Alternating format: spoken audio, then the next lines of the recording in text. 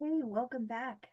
If you've been following along, in our last video, we talked about military sexual trauma, and I just want to name something for myself because I have a tendency to like I had a therapist, like I would be telling her this horrific story, usually about some sort of death or dying or just different things I saw when I was in the military, and I would laugh and she would say, I don't understand why you're telling me this story and you're laughing. And I said, well, what am I going to do about it? It's like this sometimes this feeling of helplessness comes out in laughter because it alleviates some of the tension in your system, but it's also like kind of a dissociative uh, action when things become a little heavy.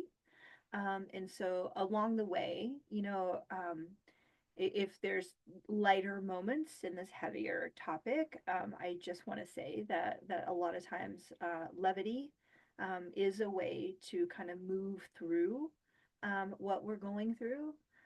This is why, like I'm stepping into a new title, a new branding. I'm moving into what I call erotic alchemy. Um, which is, using this joy and this pleasure and this laughter to move through our emotions. So what I noticed as I was thinking about what I wanted to talk about was I often will start and I kind of run my thoughts by Chat GPT. I have some of my best conversations with Chat GPT, and it was interesting, some of the feedback I was getting from ChatGPT, because I think that when AI gets programmed, it's learning from us. It's learning from our culture. It's pulling from the big world wide web, and it's kind of amalgamating, what it takes from that. And so today, what we're going to talk about, and this came up in my a last training that I was at.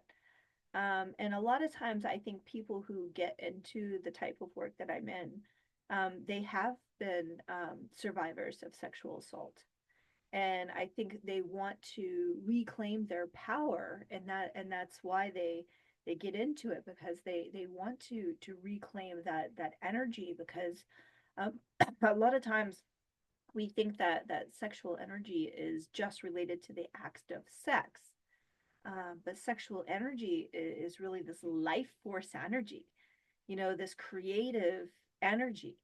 And if that is somehow distorted or cut off, that's where these issues come up.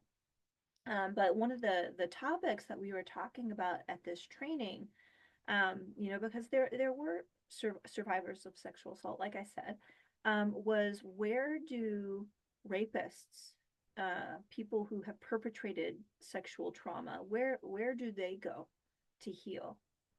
And I know that this can be a delicate topic, because I know as someone who has been through a sexual assault, that it forever changes your life. And the last thing that you want to hear, is any sort of sympathy or empathy, for the person who perpetrated these actions on you. And as a healer, it's not about excusing the behavior.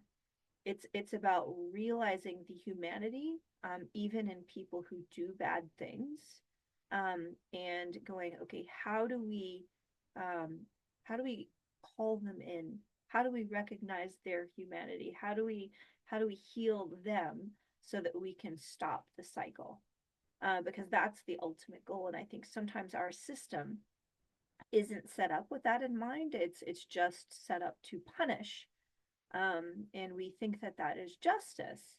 And not that I don't think that justice should involve consequences, because I do think that there are consequences for your actions. But I also believe that, even people who do bad things are still human, and they're still deserving of love and healing. And so Brene Brown, I love Brene Brown. I'm sure there's a lot of people out there who can agree with me. Brene Brown is awesome. And she talks about the difference between shame and guilt. So guilt is saying, I have done something bad. And shame is then taking that a step further and saying, I am bad. And I know sometimes when we look at people like rapists, we can think that this person is beyond repair, beyond redemption. And it was interesting because as I was having my little chat with Chat GPT, it was interesting some of the trends that I started to see was when they talked about perpetrators, they automatically used the word men, which statistics do show that the majority of at least reported perpetrators are men, and I think that has a lot to do with our society and the power differential, even a size difference. Um, but and of course I go back to Chat GPT and I'm like, why are you using the word men for perpetrators? And Chat GPT is interesting. If you've never chatted with Chat GPT, I actually highly recommend it because it can be very intellectual and very stimulating. And it says, something to the effect of, oh, thank you for calling me on that. And I will be more inclusive. Do you want me to rewrite it with more gender inclusive language to include, gender neutral words for perpetrators? And I'm like, yes, please. And then like the word sympathy, I think there's a difference, and Brene Brown talks about this too. There's a difference between sympathy and empathy. Sympathy is kind of more of a, oh, poor you. Oh, I'm sorry that you went through that. But empathy is really being able to put yourself in a person's shoes. And it was interesting because one of the things that Chat GPT said was something along the lines of, um, you know, and I'm paraphrasing, but essentially implying that perpetrators were not deserving of sympathy. And my response was, why do you think that perpetrators are not deserving of sympathy?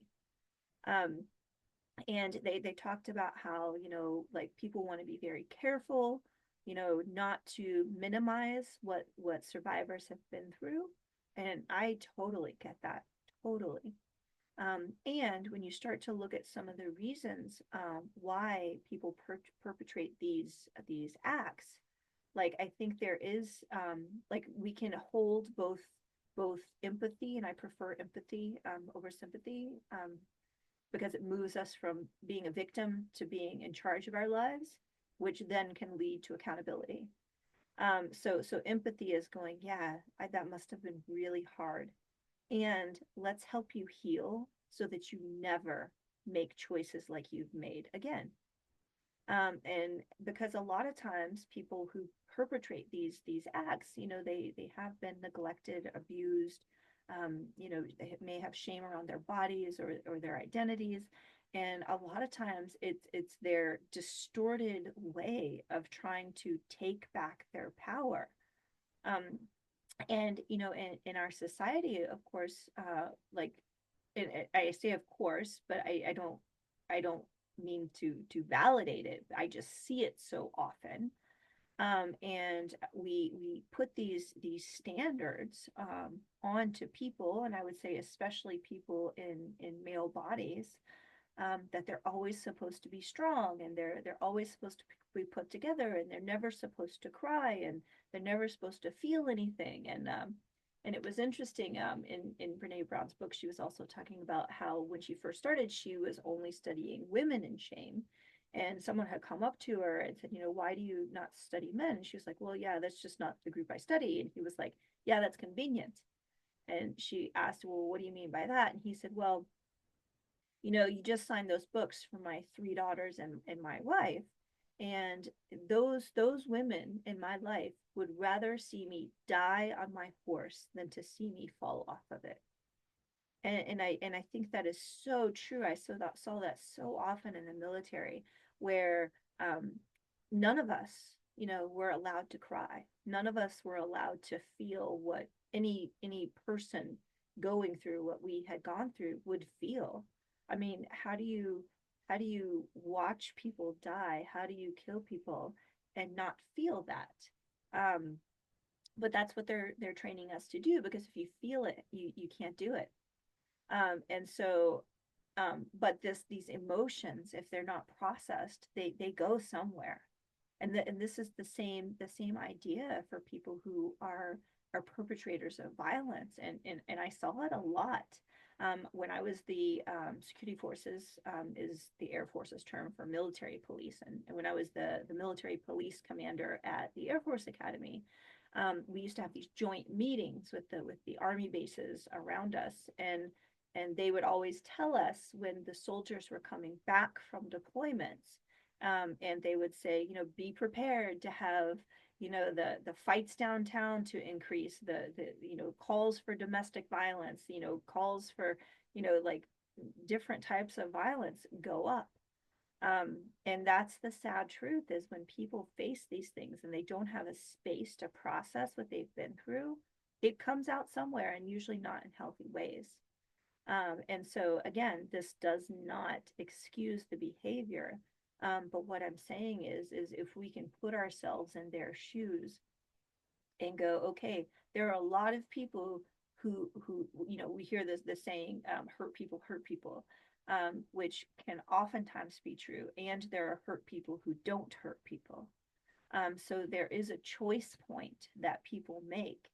And I don't think that our society makes it easy for people to feel what they're feeling and to be held in those feelings. If I mean, just think of the last time that someone was weepy or wanted to cry on your shoulder. It can be uncomfortable, and we don't always have the bandwidth for it. And sometimes, this suck it up mentality is really the product of us not being able to hold um, what they need us to hold.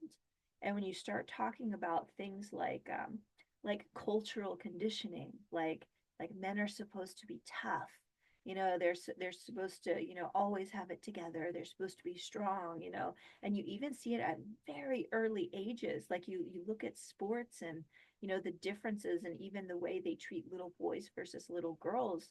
I think there like if you see a little boy crying, you often see someone telling them to suck it up, to a little boy telling them to man up, and it's like or just feel what you're feeling. It's okay to feel what you're feeling, but there's a lot of cultural conditioning um, around sucking it up, around domination over consent. We're often rewarded for taking what we want, and we can confuse our desires with entitlement. And I think this is where some of these issues come in, is when we say I want this, and then we've been taught that it's admirable to take what we want. And then to sometimes people can't shift and go, okay, this is not one of those times, like this is another person, they have their own free will, and I have to respect this person. But a lot of times in our society, we're taught to steamroll people, and let's get to a yes, and I think we as a society also have to take some responsibility. It was interesting. And I know I'm going to keep going back to Brene Brown, because I absolutely love Brene Brown, and a lot of this is actually coming from her book, Men, Women, in Worthiness. But she talks about how some of the things that, like, even this idea that, like, she wanted her husband to be strong, and she wanted him to be her rock, and she does feel uncomfortable, and she has in the past felt disgust when he isn't acting in the stereotypical ways that we expect men to act.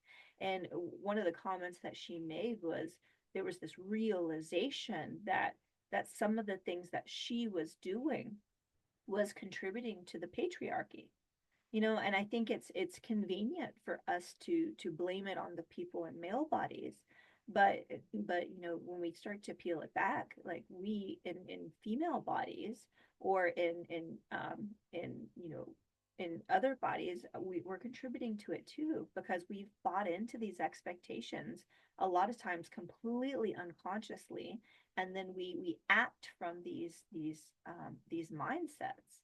And so when we talk about like holding both this empathy and this accountability, we also have to hold ourselves as a society accountable.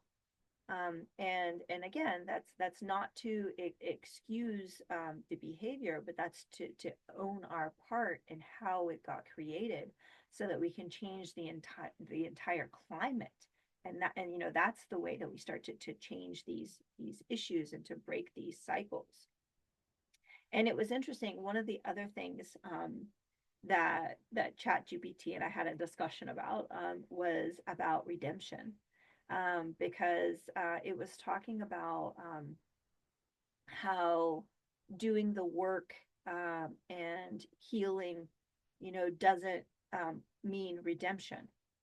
And so my question back to Chat GPT was, where does redemption come from? Because redemption is not another human forgives me, because forgiveness may never come for people who perpetuate certain violent crimes, and they definitely can't expect forgiveness from their survivors. But redemption, to me, is an inside job. It means really committing yourself to this lifelong sacred path of transformation. And for someone who's caused harm, that might include therapy, or other some sort of trauma healing, learning about consent, learning about boundaries, learning about empathy, because sometimes when you're not allowed to feel what you needed to feel, you just completely shut it down, and then you can't feel how other people feel. And making amends where possible. And again, forgiveness is not a given. It's not even a right or an entitlement. You can ask for forgiveness, and redemption is not based on, again, being forgiven. But it's a commitment to never causing harm again. Using, and maybe even using your story to prevent future violence for other people who may be feeling disempowered or neglected, or forced under the patriarchy. And redemption isn't about performance. Sometimes there are people in my life that they'll blindly apologize, and that's one of the things that tends to irritate me, because one of my first questions is, if you don't know what you're apologizing for, how can we have any reasonable certainty that it's not going to happen again? So performance is more about, how do other people see me?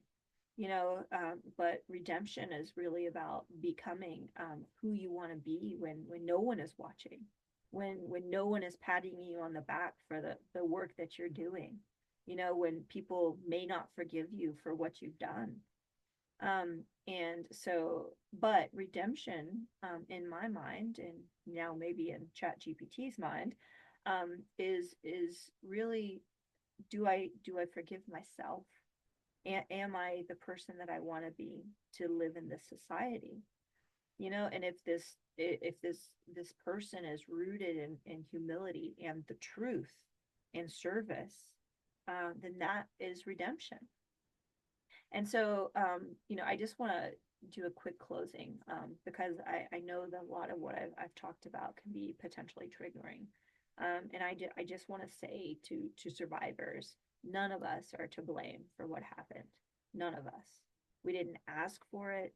There's nothing that we did caused it. And your voice matters, and your healing matters. And we get to choose, how we live out our lives, how we reestablish safety, how we show up in the world, and how we recreate our life. That, yes, it will be different, but it can still be beautiful. um, and to those who have caused harm or are afraid they might cause harm, because thoughts aren't necessarily harm, but they can lead to harm. So if you're having these kinds of thoughts, I just want to, offer you that, if you're having these thoughts or you've even harmed someone, it doesn't mean that redemption can't be yours. But the first step is taking responsibility. The first step is really feeling what the other person felt, what you inflicted. And neither of you can go back, but you can go forward, and you can go forward with integrity. And by you healing, that begins this moment where you can stop running. And when you turn toward the truth, as difficult as it can be, that's where the healing starts. And we're all interconnected, and we're all in this together. And so by you healing, we all heal. We start to change the climate. Um, and healing this rape culture isn't about choosing sides. It's about choosing the truth. It's about choosing empathy, and it's about ultimately choosing change, and all of these things. And what I want to do is to break these cycles, not break people.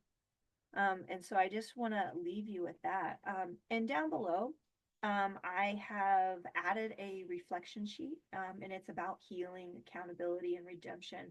And it just guides you, to gently explore your own experiences, your own intentions and understanding of healing after harm.